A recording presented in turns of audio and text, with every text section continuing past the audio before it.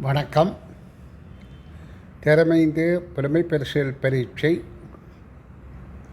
கடந்த கால பரீட்சை வினாக்களை பார்வையிடும் தொடரில் 2003ஆம் ஆண்டு வினாத்தாள் ஒன்றின் 18வது வினாவை பார்வையிடப் போகின்றோம்.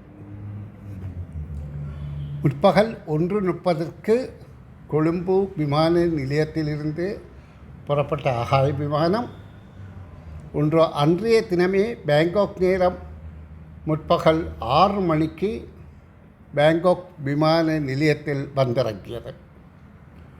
கொழும்பு நேரம் முற்பகல் 6 மணியாகும்போது பேங்காக் நேரம் முற்பகல் 7 மணியாகும். விமான பயணத்துக்கு எடுத்த நேரம் எவ்வளவு? இதே போன்ற வினா 2003ஆம் ஆண்டு வினாவப்பட்டது. இதற்கு பிற்பாடு வந்த தரமைந்து புலமை பரிசில் பரீட்சையில் இதே கருத்தை தழுவியது.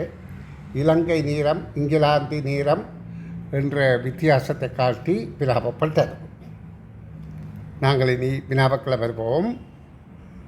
இலங்கை நேரம் கொழும்பிலிருந்து விமானத்திலிருந்து புறப்பட்டது. இலங்கை நேரம் முற்பகல் 1:30.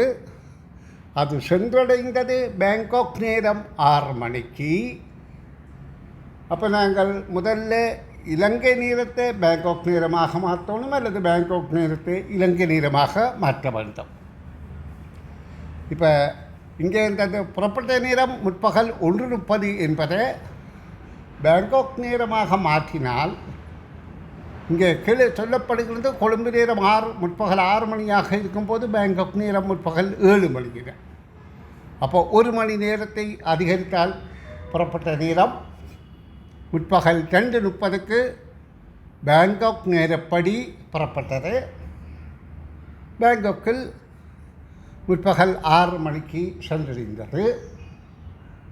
அப்போ நாங்கள் 6 மணியில் இருந்து 2:30 கழிக்கும் போது மணி நிமிட கழித்தலாக பயணத்துக்கு செலவான நேரம் 3 மணி 30 நிமிடம் என்னது என்பதை இலகுவாக கணிக்க முடியும்.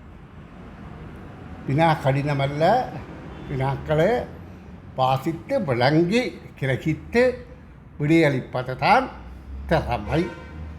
நன்று.